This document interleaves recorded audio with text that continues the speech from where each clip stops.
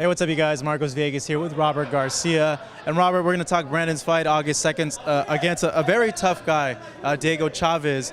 When the fight was made, what were your initial thoughts of Diego and this matchup?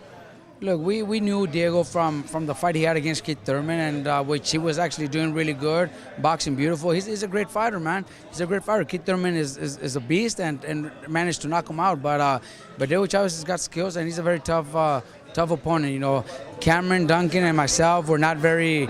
Diego Chavez was. We're not too excited about fighting Diego Chavez. He was not our first choice, but Brandon said, I'm fighting whoever there is. I need to come back, and I need to come back and make a statement. So he convinced us, that it would be Diego Chavez.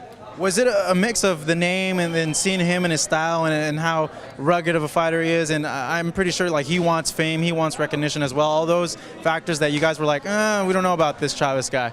Well, just the fact that he's got good skills, tremendous power, and is hungry to come back. His first opportunity against Keith Thurman, he didn't pass. He looked good, and that's why he's getting another opportunity. But yeah, he's somebody that's hungry, that wants to come out and and do what all the other Argentinians are doing right now.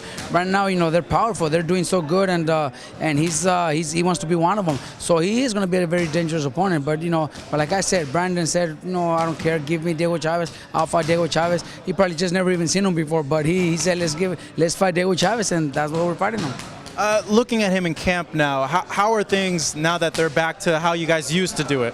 Look, Brandon made a few changes in his training camps, and not only his training habits, but his eating habits, his at-home habits. He's staying at his own home by himself and the cook, eating everything he's feeding them. Lost weight very easy.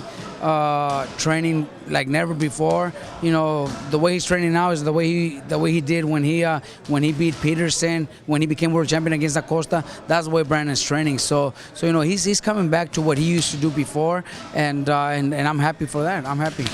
Is it something, seeing that I guess it's a renewed vigor with him, is it something you feel you should have just done from the very beginning and not gone away from that?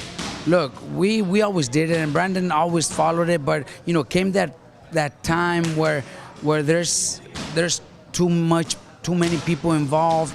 A lot of people calling shots. A lot of people, I could do this for you. I could do that. So that's when it started screwing things up, and it happened, right at his biggest fights. Rematch with Alvarado and then Pacquiao. That's when all these things happened. But I think it was a good thing.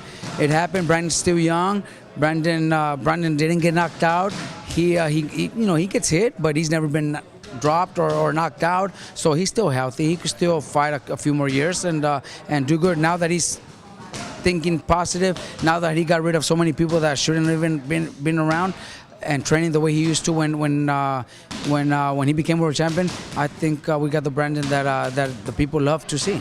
I know it's a big challenge on August 2nd, and obviously as a trainer you want him to focus on this fight, but future, the future's always going to come up. Are you guys open to fighting on that undercard in Macau against a guy that's rumored to be maybe matched up against him in Ruslan Provodnikov?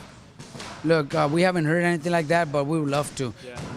Brandon knows how important this fight is. That's why he's taking this fight very seriously. He's training very hard, and he knows that he can't afford to lose anymore. So he's going out there to win, and of course, after that, we go back to being on top of the world again. With big fights. You just mentioned Ruslan. There's always that third fight with Alvarado. Marquez is also there. Garcia. That's what I want to see, Danny Garcia, because this Cold War thing's kind of fizzing off. Well, if it does, then those are all fights that are possible. Then we won't never end. Mentioning all those possible opponents. Yeah. I'm talking about the ones that Brandon works with. Top rank. They work with Ruslan. They Alvarado, Marquez, Timothy Bradley. Those are big names. Big names out there at welterweight that make a lot of sense for Brandon, and he knows he needs this win. If he doesn't, then we might have to start back all over, or maybe call it quits.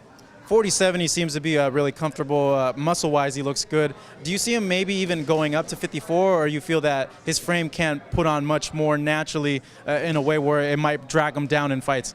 look, he can't come down to 140 anymore, and he says he could, but I just don't see that happening. I think 147 is going to be his weight division, and if there's something important, something where maybe even a catch weight at a 52 or something, 50, 52, then why not? You know, there's big fights out there too, and Cameron Duncan, Bob Arum, they know what they're doing. They know how to match up their fighters, and if something like that comes out, why not? Brandon's tall enough to compete against any 154 pounder. You know, we'll have to build up some more muscle and get him a little bit stronger. But yeah, he could do fight at that division, maybe a catch weight or something. Robert, thank you very much. Really appreciate it, man. Here with Robert Garcia, Marcos Villegas signing off. Thank you very much.